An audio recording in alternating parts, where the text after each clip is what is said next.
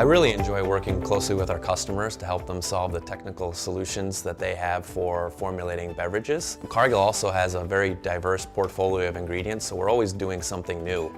So one of the biggest trends we're seeing in the protein space is the explosion of protein in all kinds of different food products. So consumers are really becoming aware of protein in their diet, so they're asking for and desiring more protein-rich foods and beverages. We're seeing different types of plant-based milks on the market. We're seeing different types of plant-based proteins being supplemented into different types of beverages. Plant-based proteins are gaining in popularity. Which ones offer the best taste? Proteins that I think really provide the best taste are pea and rice. They really are the two of the best to formulate into good tasting beverages. Pea protein also offers a little bit of advantage because it is more soluble than rice. So it provides a better texture and will not be settling to the bottom of most protein beverages. Many consumers want nutritious beverages. Do these plant-based ingredients qualify? Yeah, I think so. I think most consumers are aware of these plant-based proteins. They've heard of them before. They're label friendly. They kind of have a kitchen cupboard-like feel, so most consumers are aware of them. And most plant proteins are vegan friendly, they're organic, they're non-GMO, and by blending them into unique combinations, you can provide a full profile of amino acids, which gives a great nutritional profile. So in most cases with high protein beverages, we'll want to blend different combinations of protein. So if we're looking at dairy beverages, we may want to blend whey proteins with other types of milk proteins.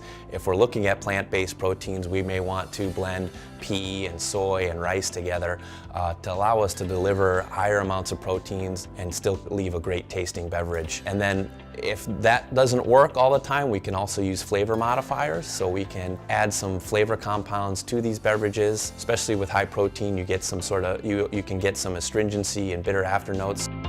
Are some proteins better than others, and if so, why?